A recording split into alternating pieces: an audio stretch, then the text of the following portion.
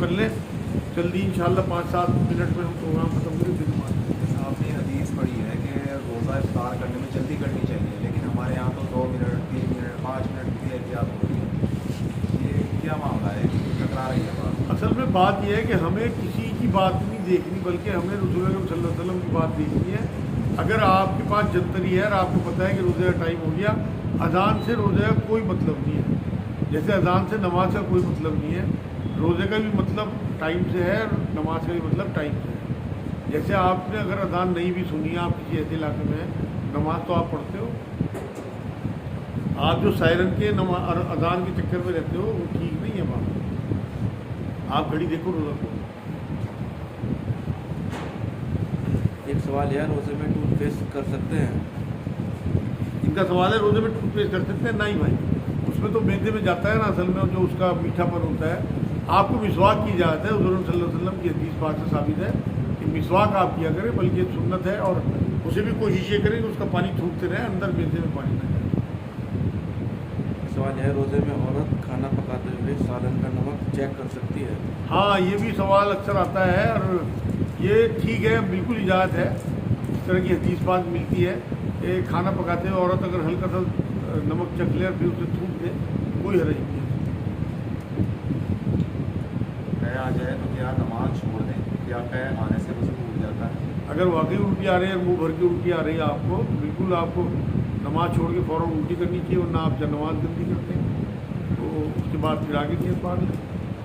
जो इमाम अबू हनीफा रहमतुल्लाह अलैह हैं, उनके कौल के मुताबिक तो वज़ू टूट जाता है। बाकी तो और किसी इमाम के हिसाब से ना कोई हदीस है ना कोई कुरान की आयत है इस तरह से कि वज़ू टूट जाता हो। उल्टी के बाद फिर आप आगे नियत पार लें, खुली हुई है, कोई वज़ू नहीं टूटता। फ़र्ज़ के बाद सबसे अहम नफिल नमाज कौन सी है?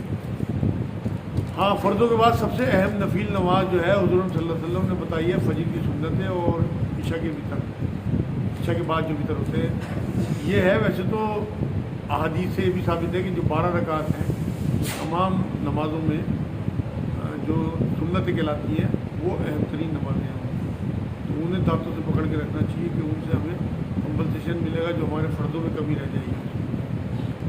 रोज़े में खून दे सकते हैं? हाँ, बिल्कुल दे सकते हैं। रोज़े में खून देने का मामला ये है कि निकलता है ना उसमें, तो आपके जिस्म से खून, आप ताकत के लिए इंजेक्शन नहीं लगवा सकते, बीमारी के लिए इंजेक्शन लगवा सकते हैं और खून दे भी सकते हैं। आपको कमज़ोरी नहीं होनी चाहिए, मतलब आपकी ऐसी हालत ना हो जाए कि आपकी जान चली जाए।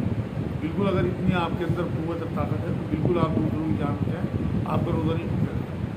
नमक से रोज़ा इफ्तार करना क्या सुन्नत है? भाई नहीं, ये तो बुज़ुर्गों ने तो कहा इस बात को, रोज़ा जो है इफ्तार करना खजूर से सुन्नत है, तो आप खजूर से रोज़ा इफ्तार किया करें। हमारे बुज़ुर्ग कहते थे नमक से रोज़ा, लेकिन हुज़ूर सल्लल्लाहु अलैहि वसल्लम की कोई हदीस नहीं। बच्चे रोज़ा तोड़ दें तो क्या माँ बाप गुनहगार होते हैं? बच्चों को तो शरीयत ही नहीं है, जब शरीयत लागू नहीं है तो उनके रोज़े टूटने से मुराद ही नहीं है कोई गुनाह। माँ बाप के बारे में तो हुज़ूर ने तो फरमाया कि बच्चों के रोज़ों का अजर जो है वो माँ बाप को मिलेगा, लेकिन तोड़ने का कोई गुनाह नहीं होगा क्योंकि उन पर शरीयत ही नहीं है। बल्कि आप रोज़ों बच्चों को तो तरगीब दिलाया करें, आपका 2 घंटे का रोज़ा है, आपका 6 घंटे का रोज़ा है, शुरू में उन्हें प्रैक्टिस के लिए, तो अगर वो बीच में तोड़ भी देते हैं रोज़ा तो कोई इसमें फर्क नहीं है। कुछ लोग 14 रोज़े को ज़्यादा फजीलत वाला मानते हैं। कौन सा रोज़े? 14 होते हैं ना ना ना, वो तो असल में हमारे अपने इलाकों की रिवायत है, कहीं नहीं इस तरह का मामला है। जो सल्लल्लाहु अलैहि वसल्लम ने नहीं फरमाई इस तरह की बात, बल्कि तमाम रोज़े, बल्कि पीक जितने भी रोज़े अफजल होते चले जाएंगे, बढ़ते चले जाएंगे, वो उतनी ज़्यादा रहमत और बरकत की होते चले जाएंगे, क्योंकि आखिरी जो ज़माना रोज़ों का है वो रमज़ान के नुज़ूल का ज़माना आता है, 27 शब। सदर में रोज़े में बदल की लड़ाई हुई थी, हाँ, तो क्या उसमें हमें एहतमाम करना चाहिए उस पर? ना कुछ नहीं है, तमाम बस दुआएं उन सहाबा के लिए जो वहाँ शहीद हुए और उनसे तरगीब मिलनी चाहिए हमें, हमारे अंदर शहादत का जज्बा उभरना चाहिए। ये है असल में 17वें रोज़े का जो मामला है। अगर आपको बदर उस दिन बदर के पूरे मार के पढ़ने चाहिए, उस दिन अपने अंदर ये जज्बा उभारें कि हम भी अल्लाह की राह में जान देने वाले बने, क्योंकि बिना अल्लाह की राह में जान दिए अगर ये जज्बा आपके दिल में नहीं है तो आप यकीन करें ईमान ही होगा पाएंगे। ये तो आपको एक तोहफा दिया रमज़ान में कि बदर हुई थी और उसमें जो है एक बहुत बड़ी फतह मुसलमानों को जो पहली फतह कहलाती है वो ये भी रमज़ान शरीफ में अल्लाह रब्बुल शवाल के जो 6 रोज़े होते हैं उनकी क्या بہت فضیلت ہے. حضور صلی اللہ علیہ وسلم نے فرمایا جن نے شوال کے چھوٹے روزے رکھ لیے اس نے گویا پورے سال کے روزے رکھ لیے. اور یہ میں وضاحت کرتا ہوں کہ شوال کے جو 6 روزے ہیں وہ لگاتار 6 روزے نہیں ہے کہ آپ شوال کے اگلی پہلی تاریخ کے بعد فوراً ہی آپ 6 روزے رکھتے ہیں, بلکہ شوال کے پورے مہینے میں کبھی بھی رکھتے ہیں. لیکن کیونکہ پریکٹس ہوتی ہے پچھلے رمضان کی, آپ کو تو 6 روزے رکھنا آسان ہوتا ہے, اس لیے بزرگ کہتے تھے کہ لگاتار رکھو. اور جو ہماری ماں بہنیں جن کے ایام کے روزے چھوٹ جاتے ہیں انہیں بھی رکھنا آسان ہوتا ہے, وہ 6 روزے 5-6 روزے چھوٹتے ہیں. اس لیے لگاتار رکھنے میں یہ فائدہ تو ہے, لیکن حکم نہیں ہے کہ لگاتار 6 روزے. ایک بوڑھا آدمی جس کی یادداشت کمزور ہو گئی ہے, اگر وہ تقریباً بعد میں 2 کی جگہ 3 سجدے کر دیتا ہے یا 2 رکعت جو آدمی رہتا ہے, تو کیا وہ باہر سے کسی بچے کی ہیلپ لے سکتا ہے؟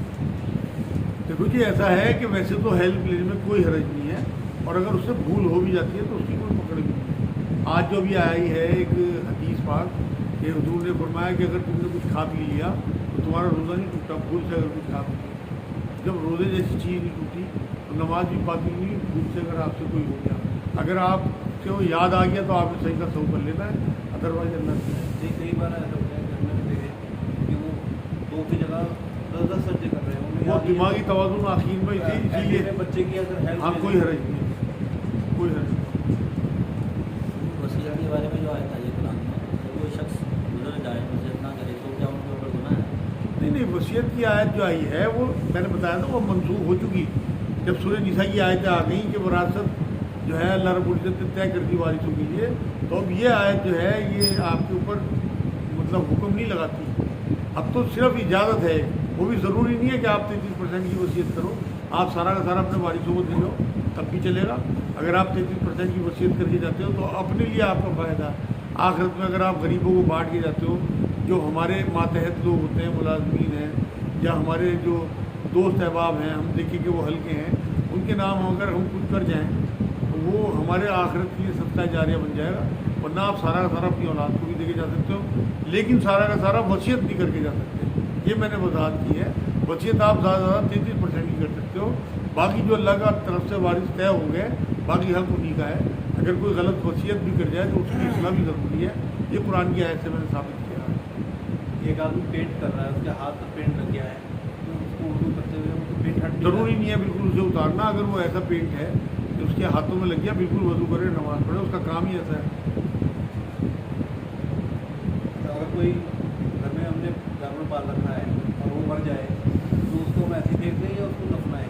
یا کتنی محبت آپ جانوروں سے کرتے ہو, جب وہ پالتو ہوتا ہے آپ کے گھر میں, آپ اس بلی کو جو آپ کے بستروں تک میں گھس جاتی ہے آپ اسے ایسی سڑک پر پھینک دو کہ میرے نزدیک تو اسے دفنانا چاہیے, کیونکہ اس سے پھر وہ سڑے گی اور اس میں کیڑے پڑیں گے اور اس سے تعفن بھی پھیلے گا چاروں طرف. بہتر یہ ہے کہ جو جانور آپ کا مرے, کوئی بھینس مر جائے, کوئی گائے مر جائے, کوئی بکری مر جائے, تو اسے دفنایا کریں. کیا نبی کریم صلی اللہ علیہ وسلم یا صحابہ نے کوئی طلاق دی ہے؟ صحابہ نے تو بہت طلاقیں دی بھائی. نبی اکرم صلی اللہ علیہ وسلم نے ایک بار ارادہ کیا لیکن دی بھی تھی طلاق. تو صحابہ نے تو اکثر طلاقیں دی, بہت مشہور ہیں یہ چیزیں. لیکن اس سے کیا فرق پڑتا ہے, طلاق جو ہے وہ جائز کام ہے. حالانکہ حدیث پاک سے بات ثابت ہے کہ جائز کاموں میں سب سے ناپسندیدہ کام طلاق ہے اللہ رب العزت کو. لیکن پھر بھی اللہ نے قرآن میں اجازت دی ہے کیونکہ اس سے زندگی جو ہے وہ بچتی ہیں لوگوں کی, اور آخرت بھی بچتی ہے. جب میاں بیوی میں جھگڑے ٹنٹے ہوتے ہیں تو غیبتیں, ایک دوسرے کی برائییں, ایک دوسرے کو غصہ لان تان ہی ہوتا ہے, اس سے آخرت خراب ہوتی ہے. اس سے بہتر یہ ہے کہ سیپریشن اختیار کریں اور اگلا راستہ دیکھیں. قرآن میں اللہ نے کہا کہ اگر نہیں تمہارے میں آپس میں بنتی تو تم سیپریشن اختیار کرو, اللہ تمہارے لیے راستہ نکال دے گا دونوں کو. ٹھیک ہے, پھر انشاءاللہ آج کے لیے اتنا ہی.